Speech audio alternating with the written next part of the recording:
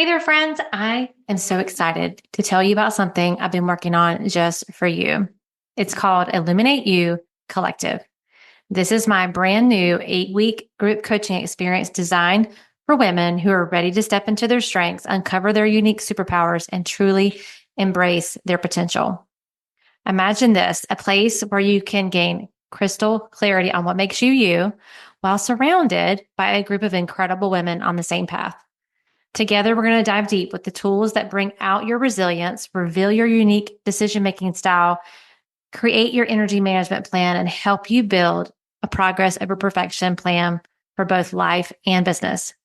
Each week, we'll come together in an empowering group coaching session where you'll feel seen, supported, and celebrated. Plus, you'll get your own pro scan assessment. Y'all, I've been trying to get this in the hands of every single person, and this is your opportunity. This will help you to understand your strengths and your stressors like never before. You'll be able to make choices with confidence, handle challenges with grace, and grow in ways you never thought possible. So if you're feeling that nudge, if you're ready to invest in yourself and really take things to the next level, this is your moment, friends. So join me and an amazing group of women in Illuminate You Collective. Let's light up your path together. Now, spaces are limited, so don't wait. Head to martinwilliams.com/collective to grab your spot. And I can't wait to see you there and to help you to step fully into your potential. Let's do this together.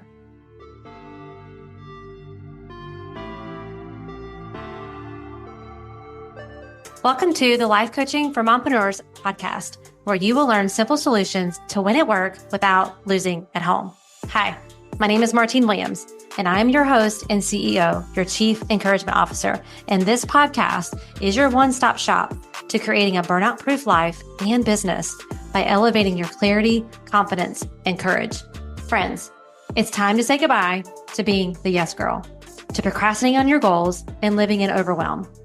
And it's time to say hello to creating healthy boundaries, healthy mindsets, and healthy habits so that you can achieve work-life harmony. Your next breakthrough starts here. This is the Life Coaching for Mompreneurs podcast. Let's do this. Do you see fun as productive? Do you know what internal and external stress looks like for you? And has stress just become the norm? These are a few of the topics that we talk about on today's podcast with Dr. Lahana Vigliano. And you are going to love her in this interview because she's fun, she's vulnerable, she's direct and kind.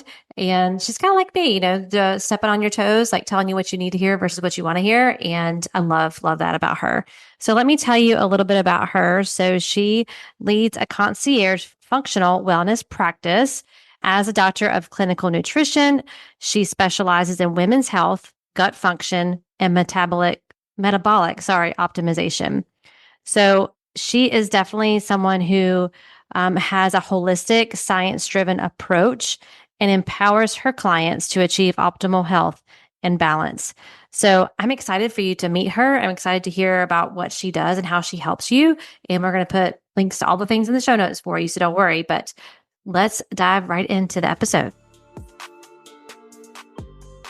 All right, friends, welcome back to the show. Today, we have an amazing Turquoise Talk guest. I love bringing on guests every week for you to hear. I just think the power of story is so important. And it's the beautiful thing about podcasting is I get to meet some amazing people.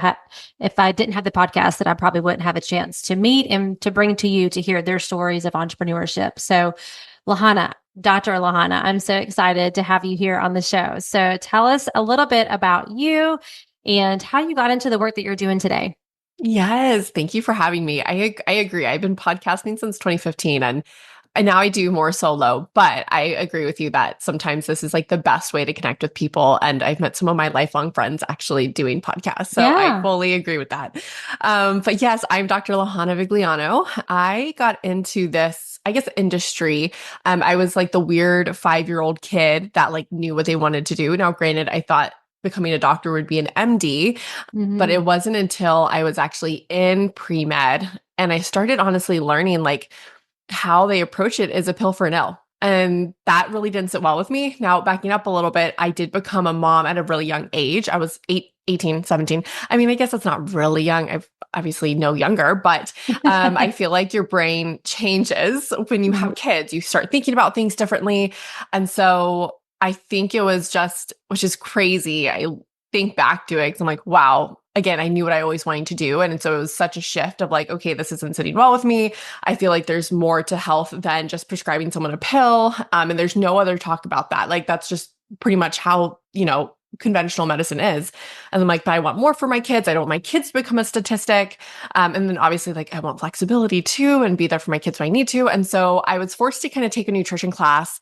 I started seeing the importance of it, but I Mhm. honestly still wasn't like 20,000% sold. But I was Yeah. like, okay, this is better. I think I'm moving in the right direction. Obviously now I'm like 1,000,000% sold.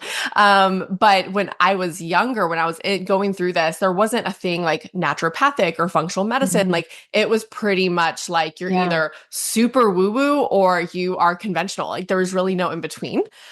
So that's kind of how I changed my major and took nutrition all the way to get my doctorate. And obviously I got married and we had our second kid throughout all that. And Yeah. entrepreneurship just kind of came very naturally unplanned. Didn't know what I was doing. Honestly, don't know what I'm doing now, right? There's always like the next level we're trying to get to that we have no idea what Yes. we're doing.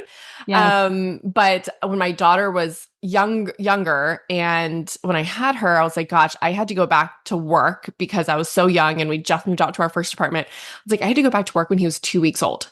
So Mm. I didn't get time with him or like, yeah, crazy to think about. Yeah. And when we had our daughter, my husband's like, well, we have money now that you can stay at home. So I'm like, okay, let's do it.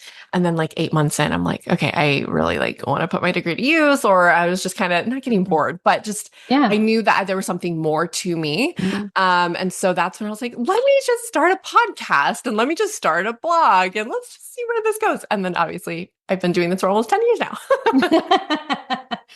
I love that because isn't that like I mean, I interview so many people who are like, I'm an accidental entrepreneur. Like I didn't, Always.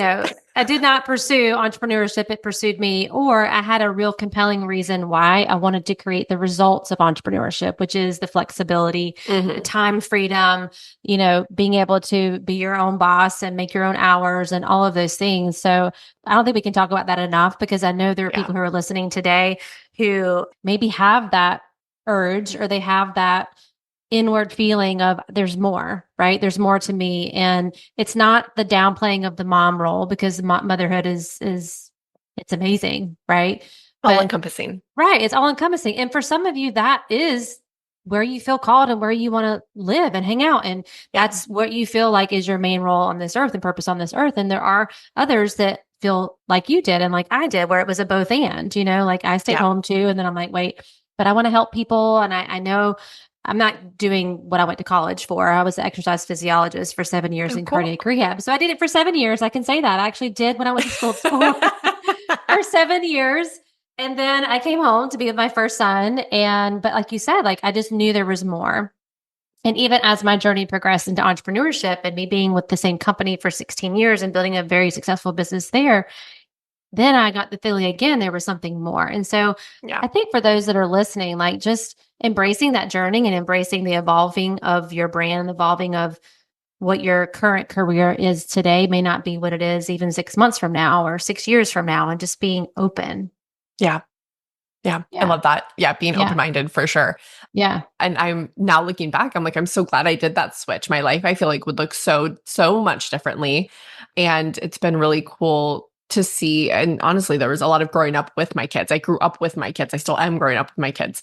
And so it's really cool though to see my kids see entrepreneurship even on their side of things. Like Faith, Mhm. my daughter, is so she's so proud of me. My son Mhm. just thinks like going to school is like a career because obviously he's been, well, he was in my belly when I graduated high school, but like he's just only known me in school. And so he's like, Mhm. gosh, does school usually take this long? I'm like, no, not usually.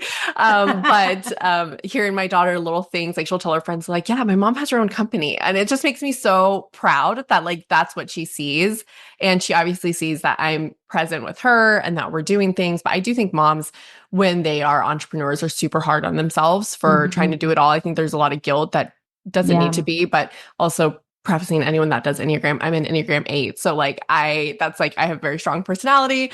So I don't know. I've never felt guilty for running with my passion because yeah, I felt like there was something more to my life than just being a mom, which is totally fine. Hmm. But yeah, there was something more to it. So I'm sure that's a lot Yeah. of your listeners too. Oh yeah. Oh yeah, for sure. I mean, there's the whole spectrum here on the show. There's some that are listening right now. They're like, I have an idea, but I'm not sure I want to take the first step. And so again, that's why I think I the love power that. of your story, and just hearing where you started is not where you are right now. And you've Yeah. evolved and you've figured it out along the way. And I think so many of us just try to get it right and get it perfect. And I'm kind of pointing two fingers back at myself because I fall into that trap. I feel like many, many times because I'm processing and all of that. So it's just nice to hear someone talk about that. So, Yeah. as a mom and, as an entrepreneur, stress is high on a lot of days. And what has been really interesting to me in working with the women that I work with and just seeing how the world handles stress is actually the lack of handling the Yeah. stress. And and like all I think of I'm going to bring the pandemic up just for a second. Like all of the no matter which side of the beliefs you are on that. I'm not here to debate or talk about that, but it's like the measures that we all went to handle that situation. Yeah. And yet we know that chronic stress is going to create more illnesses and kill more people than COVID did. And it's like, but we just have accepted it. I think as moms, it's like, and especially moms who are entrepreneurs, it's like, this is the pace I'm supposed to be at. And so I'm just going Yeah. to live in a constant state of burnout and stress. So tell me a little bit about like, how is it? And hormones has been a huge topic. I feel like it's everywhere right now. Yeah. Like you said, like for a while, it was like either you were in convention medicine or it was like woo woo. Now there's this really, I feel like, happy medium where people feel Yes. comfortable talking about it and they don't have to be on one side of the camp or the other, that it can be a both and. So talk a little bit about like what you're seeing and the impacts of stress, because I feel like I talk about it a lot. But it's good to hear. It's kind of like they've been hearing it from their mom here on the podcast. Let's hear it from someone else. You can say the exact same thing, but they're like, oh, she has the point there. I've been saying that. Yeah. I feel like you need to hear it from multiple people. It's like our spouses, right? Too. Like they have Yeah. to hear it from multiple people and then finally like it'll click. And sometimes I feel like lab testing is so helpful. Even if you know that you're Yeah. stressed, even just we do urine for testing cortisol. And I think it just helps it click in people of like, okay, whoa, like I am really Hmm. stressed. But there's also so many people that are stressed, but they've been running with stress for so long. They are Hmm. slightly addicted to it. They don't realize it. And their normal is stressed. So they may be like, no, I'm not as stressed as you think I am, but it's just you're running on stress and that's all Hmm. you know. And Yeah. I feel like that's health in general. So even people that are, maybe not have a ton of symptoms, but you're like, this is how you feel, this level right here. And then when you start improving it, it'll take your health up a couple notches. And then you're like, oh my gosh, how was I functioning on this Yeah. lower level? Right. So that's what I'm saying. Like there's always another step that you may not know. But stress is like my soapbox. And I think everyone hates when I talk about it because and again, I have a strong personality, so there's going to be a lot of tough love here. But a lot of people are a victim to their stress and they say, Mm, I can't change it. I can't change my life. And maybe there are certain situations that you can't change. Like my mom had a really bad cardiac arrest. She has kidney disease earlier this year. So can I change that? No. So right. it's not always situations we can change, even though I would argue that a lot of situations can be changed, but they can be hard. They can be changing jobs. They can be making that plunge. That could be breaking up an abusive relationship, creating boundaries with a toxic family member. I'm not saying some of these decisions are easy per se, but they're still Yeah. changeable. Yeah. But all that to say is, I think the longer we are victim to like, I just can't change it, the Mm, more that I'm not going to see the needle move. We have to accept that there's going to be things that we can change, or we have to, if there's things we can't change, like my mom's example, how can I reframe my mindset? How can I try to find the good in the situation, or the lesson, and also understanding life is life and life is going to be life right. forever and we're going to go Yeah. through hard times, but it's any stubborn case that we see that like people just cannot lose weight or they cannot feel better, they cannot get rid of bloat, stress is almost always the number one thing that is holding them back. Yeah. So stress impacts every area of the body. So even from like your thyroid, which, plays a role in metabolism and our female hormones, like our ovulation, stress diverts your brain from talking to your thyroid, so, right? Because it's always going to prioritize you being in surviving. Same with fertility. Stress will change the way that we ovulate, which will impact our sex hormones, which will impact fertility. And so when you look at it from the standpoint of if you maybe you're struggling with getting pregnant and stress is a big factor for you, it's like, think about it. If your body perceives that your world is stressful, why do you think it would think that it's a good idea to ovulate, to get pregnant and bring something into this crazy world where tigers are coming at you? It makes sense when you think about it that way. Yeah. And when we think about stress, we need to both think of external stressors and internal stressors. So a lot of people think of stress like my job is really demanding, my kids are absolutely bonkers, like all these things, right? Yeah. But there's also the internal stress of like blood sugar dysregulation, undereating and not getting enough food is a major stressor on the body. And 90% of women that come to me are undereating. They're eating almost as much as toddlers. Yes, you need to eat. You need to eat. So there's micronutrient deficiencies, and that's really stressful. So both things, when you're handling stress, you gotta like attack both sides of it. You can't just attack external, but like have all this internal stress, because then you're just constantly going to be struggling with it. So it impacts our immune system, as you know, like it impacts our sleep, which then also impacts our immune system. So there's lots of different pathways that it goes down. But our body, when we perceive stress, it is the exact same as like literally someone breaking into your home. And that's what I want to acknowledge too, is you being stressed because you're running late for appointments and you just had a really busy day. It is the same physiological response as someone breaking into your home. Your body doesn't know that like, oh, it's an annoying, it's a long day, or like, oh my gosh, my life or death, like I may die. It is the absolute same physiological response. So that's why it's really important to get it down, because most of the time it's not a life or death situation for the most of us. It's just needing to acknowledge that, hey, there's some things we need to change and make those hard decisions. Yeah. Yeah. I actually just did a podcast on choosing your hard, talking about this. Like the hard that right now is, fatigue. It's dysregulated nervous system. It's, the burnout. It's the hormones, that are out of whack. It's all of those. Those are the hards that The hards that you don't know is when you take a step into actually fixing some of those, that feels unknown to you. And so that's also hard. So it's not that we're getting out of hard, it's that you're choosing your hard. Going to the gym is hard. That's the known, but the unknown is it's also hard to live with heart disease, right? It's also, hard to live with lack of strength to be able to open up a jar or sit down in the chair or get up from the chair. Like all of those things it's all hard, but it doesn't mean it's impossible. And I do think that's kind of where we go. It's like, okay, this is the comfortable hard because it's the hard I know. I'm familiar with the stress. I'm familiar with the chaos. I'm not familiar with what it's going to be like to walk into, a functional medicine doctor and actually start dealing with these things. Yeah. That's the hard I don't know. And so my brain's going to bring me back to comfort. And so I'm just going to stay over here where it's more comfortable. And that's the adulting, right? That's hard. And that's the self-care that people think of self-care as like bubble baths and girls' weekends, but that's self-care, is actually making the decision that I'm choosing the right hard here. Yeah. And I would say too, because I think, again, some people feel guilty for slowing down or, doing the things that they need to do to manage stress. And they feel like, especially if you're a mom, like you have kids to take care of. But I will say after my mom, and this was even before her cardiac arrest, this was probably when she got diagnosed with kidney disease.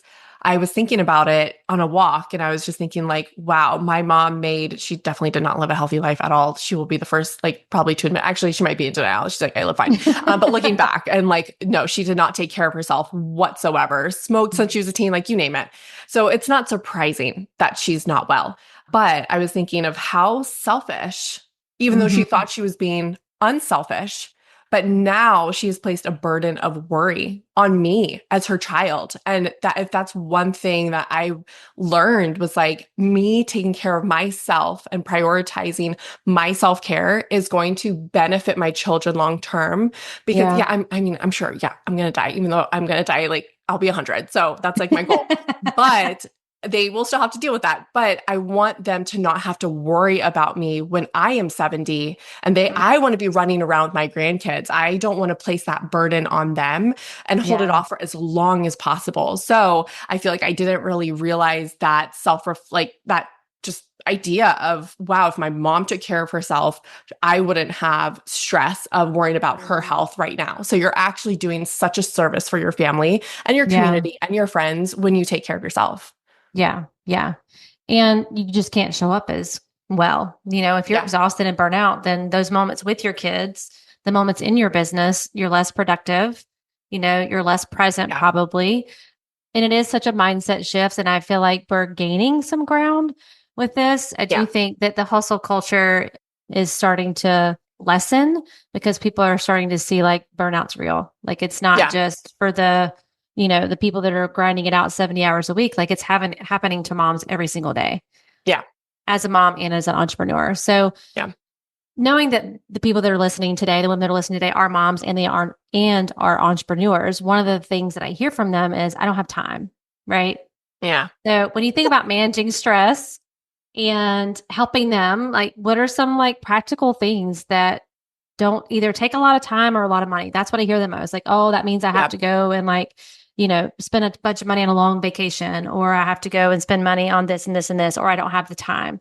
When really Mhm. small changes over time can create a big impact. Yeah. Have you started to get in the mail those holiday guides with like the top 100 gifts? I got one from, I think it was Target the other day. Have you started to get those in the mail? Well, I have something special for you to help you to design your holidays with intention and without regrets. Now's the time to start preparing and planning for the holiday that you want for you and your family. So in honor of November, I put together my Stress Less Holiday Guide. So go to martinewilliams.com/stress less and go grab that guide. The link is in the show notes too. Don't just go to it, print it off and design the holidays that you want. Yeah, for sure. And again, I'll do a little tough love here. I am like the official excuse remover of all excuse removers. Yeah. So there's I love not it. one excuse you can give to me. We all have the same 24 hours. Yep. And in my busiest season, and this actually lasted a little bit, I was in my doctorate program. I obviously we've been married for 15 years at this point, or together for 15 years. So obviously, wife duties, being a mom with two kids. My kids are 14 and 10 now. So kind of past the baby stage, but I've grown my business through all the stages. Oh, yeah. Mm-hmm. We on our own, not hired, we on our own remodeled a home that we bought. And I'm doing all of this collectively together at the same time. And then of course building a business. Mm-hmm. And then on top of like having a social life. So Yeah. every single possible thing was on my plate at one season of my life. And I still had time to take care of myself. Yeah. So that's what I say. There's not one excuse someone can use with me that I'm like, it's still possible. And whether it's like this large in-depth thing, obviously I feel like health is in seasons. So in that season, was I doing my full-blown bougie routine at night where I'm getting in my sauna and doing red light therapy? No, I simplified it, but I still kept the basics that I know I needed to do. And then obviously in less stressful seasons, then I can add a little bit more into it. Mm-hmm. But I think it really comes down to when people say I don't have time, is that there is a time management, and we do this with our patients. I have them write Sunday through Saturday. Pretty much writing me their time block. So like 7:30, I wake up, 8:00, I'm making breakfast for the kids. 8:30, I'm doing this, 9, 10, 12. And when I look at this all week, I am like seeing, okay, why are you doing this? Like your spouse should help you here. Or why are you doing this? Because your kids are definitely old enough to do it themselves. And then while they're at practice, let's do the planning you need to do while they're at practice, because you're just sitting there anyway. So let's make the most of our time. And then the excuse of, oh my gosh, I can't get to bed before 11. Like I have so much to do. All those changes, I'm like, look, I go to bed at 9:30. So that's where I think it's also just like the organization of someone's day. And I Yeah. think we can make the most out of our time. I'm so used to my kids' practice. I would be writing papers for school, or I'd be doing homework. So yes, the schedule's a little weird, but that's how I was able to quote unquote do it all. Yeah. It's just maximizing the time that we have. And if you can, trying to find help too. So this hasn't been through our whole journey, but in the last year, we've brought on like a house manager that has been so helpful for taking some things off my plate. So I do have the extra fun time that I want. Now, that's not always the case. So you can't come at me and say, well, you have help. No, I've done it without zero help before, where it was Right. just me. So I've had both. And you obviously Mhm. work up to getting that help to help start delegating things off so you can, prioritize your time where it needs to be. But that's my point of the time component is I would have to look into your day, and we do, but Right. I think that there's so much we can to maximize our time. And we also have to say no to things. I am a queen at saying no, so it's not a problem for me. But for people who struggle with saying no and wanting to please other people, or fear of rejection, if they do say no, I mean, there's so many things that honestly, like therapies were really helpful here, y'all, to like kind of get to that bottom core belief and really Mhm. work through that. But you have to say no. Like, so there were times where I had to say no to things in certain seasons of my life. And I don't think that too. It's like, well, how do you reduce stress? To be completely honest, no supplement. No, I mean, yes, there's things of like going on walks and getting into nature. Studies show that getting into nature reduces cortisol, even just 30 minutes a day, 3 times a week, I think it was. So not a lot.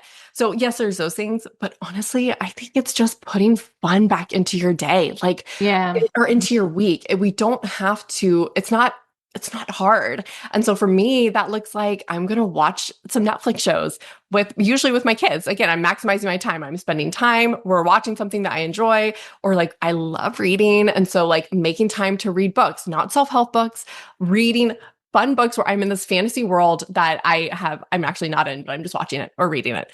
So I think it's really just as simple as when I ask people, like, when's the last time you did something you love? Like, and they're like, I don't know. I'm like, Yeah, they what? have no idea. Or if you even ask them like what would you want to do for fun, they have no idea what to say.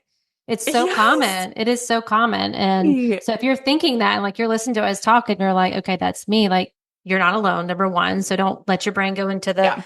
the shame cycle of, oh, I should know better, or I should know this. No, that's part of my story too, is that I remember sitting on the couch and like working through some training that I was doing for my team and not being able to put anything down in the hobby and recreation part of this like goal setting thing. I'm like, I don't even know, like, what would I want to do for fun? Like, it's been so long, I've been outputting and Yep. giving and serving for so long that I forgot about just the little things. Like for me, it's jam sessions, like putting on like my favorite 80s, 90s music, Yes. 80s to 90s music while I'm putting my makeup on. So we do overcomplicate it. And I Yeah. do think, because I've done the whole, I do time audits with my clients as well. And what we usually come up with is that they're not overworking. It's that they have too little of things on their calendar that actually bring them joy, like that bring Yes. the fuel back in, that bring the energy back in. They have a lot of energy zappers, but they don't have any energy givers on their Yes. calendar. And I don't know, we're somewhere along the line that we have like bought the lie that everything we do has to have a productive end and it can't be just for the sake of fun. But I think that is a huge belief that many mompreneurs Yeah. have. Like, everything I do has to be something I put on the list and I check it off and it has to be productive either for my business or my family. Yeah. Like, no, how about just some fun? But that's also like fun is productive. It's productive for Yeah. your mental health. It's productive for your health. And so I Mhm. agree. I'm like that is productive in a way. And so Yeah. when I share my Aura Ring stats on Instagram, and it's like all restorative. So it shows stress levels of like engaged, relaxed, Yeah. I have restored. one. I love Yes. mine. So and so I'll share days where it's like full on like restorative for like 8+ hours. And they're like, well, what did you do? Like, how is that possible? And I'm like, honestly, I did nothing today. Watched a couple of shows, read some books, baked, like, just kind of hung out and did nothing. They're like, how do you not feel guilty of that? I'm like, because I know tomorrow I'm about to be so rested and rejuvenated that I'm about to be productive as all get out. So it actually like it serves you in the future. So I don't Yeah. know. I Yeah. love that. It's kind of like the same thought of like rest is the most productive thing you can do. Yeah. I just wrote down fun is productive. I think that's a belief that someone needed to hear today, that Yeah. it actually is productive to have fun. So Yeah. thanks for sharing that. Let's talk a little bit about sleep because we haven't touched on that a whole bunch, but I do know that, like you said, they're like, why I can't get to bed at an early time. And I think the reason that is they don't value the sleep. Like they just think that's the one thing I can sacrifice.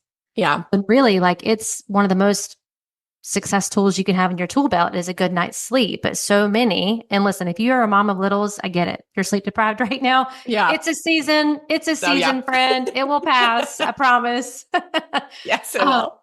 but if that becomes your norm, where you're staying up late, doing the laundry, doing the dishes, doing all the things, right, as the mom, and you're not honoring your time of your own rest, can you talk a little about how that impacts their Yeah. body and stress levels and all of that? Like, I don't Yeah. think they realize the impact of it. It just seems like, I can get by on 5 hours of sleep. Yeah. Yeah. Yeah. Yeah, for sure.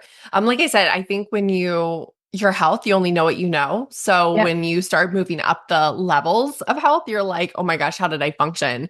Because sleep is definitely the most underrated thing about Mm-hmm. health, which is wow. Because I mean, we all love sleep, and you're right. The season of having young kids, it's a difficult one, but it doesn't last. Looking back, it doesn't last as long as it feels like it Oh, would during the yeah. Days are season. long, but the years are short. I just said that to a girl the other day. I'm on. I know Yes. you want to throat punch me right now for saying that because you're actually in the hard.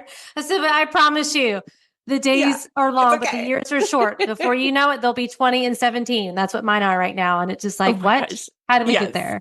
Exactly, exactly. But yeah, sleep is everything from blood sugar balance, helps our immune system, helps maintain a healthy weight, healthy hormones. I've even seen it too when we sometimes we'll do like continuous glucose monitors for certain patients, and there is this one that stands out. And again, I think I know it's important, but sometimes lab testing just makes it hit differently. And Mm-hmm. so her blood sugar was all over the place. Like diet was good and exercise was good, but like she was getting up at like 4 a.m. and she's like, well, I got to work out and like, putting all this stuff on her plate. So sleep was the first thing to go. And we're like, you need to literally stop and sleep, like just sleep.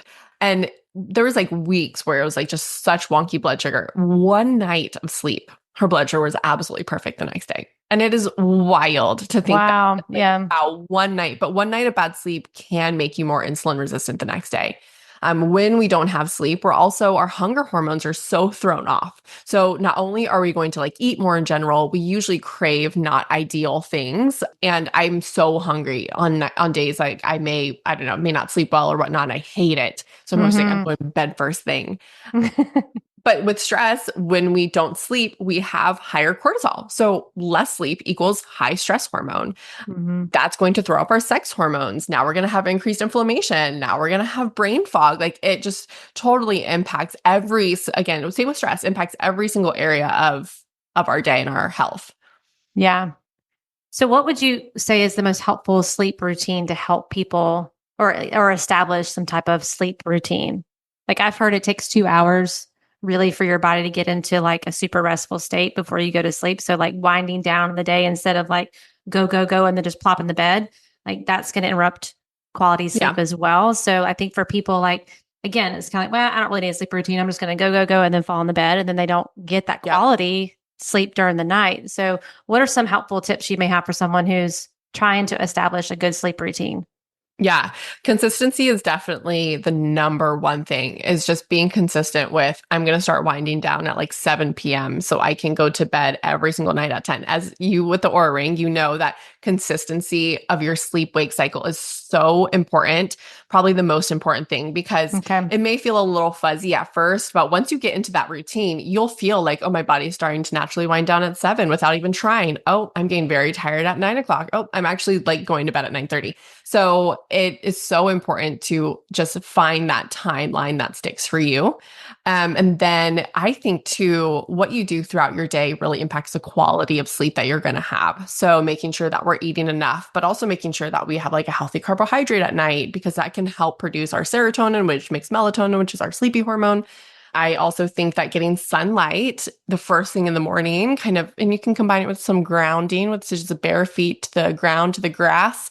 There's a lot of actually in research showing that it helps decrease inflammation, but getting that sunrise in your eyes can also help your sleep wake cycle. So I think a lot of the times it's like habits throughout the day that's actually going to improve quality of sleep. But I think your sleep routine specifically can be whatever you want it to be. It can really just be like, I'm winding down at 7, I'm shutting down on my tech, I'm going to read a book till I go to bed. So it can be that simple. Or I, at one point, had a really bougie sleep routine where I'm like, okay, I'm shutting down work here, but I'm going to go in the sauna and read, and then I'm going to do some red light therapy. And then I'm going to do, it's a, mine was called a sleep induction mat. It's like the mat with all the little spikes, and it looks kind of scary, but it's not. Oh, it gets you in your parasympathetic nervous system, which is that rest and digest phase. And it's amazing to wind down. So mine was complex at times, but now currently mine is winding down around like 8:30, putting on blue blockers, just because honestly, I don't want to totally shut down tech. I want to like kind of watch a show or whatnot. So I'll just wear blue blockers to make sure that I'm blocking blue light that can impact my melatonin. Because if you don't wear blue blockers and you're looking at screens, it is telling your body that it's daytime. Don't make melatonin or whatnot. So at least wear blue blockers if you are like me and you want to use tech. Mm-hmm. And let's see, I mean, face routine, I'll do a little lymphatic drainage. So usually with like a gua sha rock or, there's rollers, there's ice rollers, there's so many different tools, but I love doing that with like my moisturizer. And I pretty much just sit in bed, do that and watch a show. And then my body will slowly start falling asleep, and then I'll just turn it off and go to bed. So that's my current sleep routine. But I've seen people add teas. I've seen people bring in bubble baths. I've seen meditation be brought in at night, even if it's for like 5 minutes. So, I mean, the world is your oyster. That's right. You get to decide what your sleep routine looks like and what your bedtime routine looks like. I think the key is deciding on one, right? And being aware of, do I have one? Am I literally just plopping in the bed? Am I giving my body time to wind down? And I love just the extra tip of the blue light glasses, because I do have those, and I do look at tech a little bit in TV and stuff before I go to bed. So that's helpful. I need to start using those more. But tell everyone a little bit about specifically what you do, the clients that you work with, and what you're most excited about in your own business right now. So we work with women in power. So women climbing up the corporate ladder or women entrepreneurs, and we help them utilize like food as medicine. We specialize in hormones and digestion and metabolism. So those are our key things we specialize in, but we want you to get to feeling better. You don't have to have a diagnosis. It can also just be like, oh, I'm just bloated all the time, or I have brain fog, or I'm just tired all the time. I feel like I got to have a second cup of coffee at 2 p.m. So it doesn't have to be diagnosed conditions like IBS or PCOS. We do help with that, but it also just can not be feeling well. And so we use food and lifestyle and lab work. So we are huge data nerds over here. So we do poop, we do urine, we do blood, we do basically any bodily fluid you want to give to me, I'll take it. And we help you understand what's going on inside your body. And then we use, just natural things to help bring it back into alignment.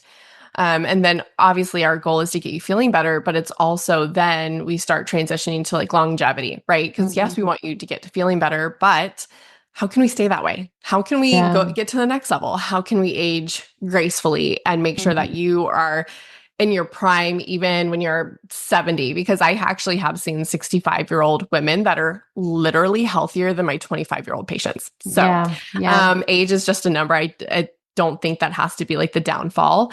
I think sometimes with age, we want to blame like, oh, it's just because I turned 30, or oh, it's just because I turned 40. Honestly, it's just you not taking care of your body, and it's finally adding up. And because when you think about it, I love the directness of that. I'm like, she goes. She's getting ready to be really direct. But I mean, if we think about it, people are like, oh, it's the 30. But I'm like, you were in your 20s. You were partying. Lots of alcohol, lots of caffeine, no sleep, a lot of fast food. You moved out of your house. And I'm like, so of course, when like 10 years later, your body's going to be like, I just hit a wall. And we want to blame age, but it's not age. It's just everything's catching up. So that's what we do. We're all virtual. So we help women all over the US, even though we're located here in Austin. And I love doing it. It's such a passion of mine, because I do feel like if you can feel your best, then you can live out what you are called to do on this earth and do it even 10 times better. So if I'm helping you, I'm at the end helping hundreds and thousands of people because you're helping hundreds and thousands of people and you can do it really well. Yeah. Yeah. I love that.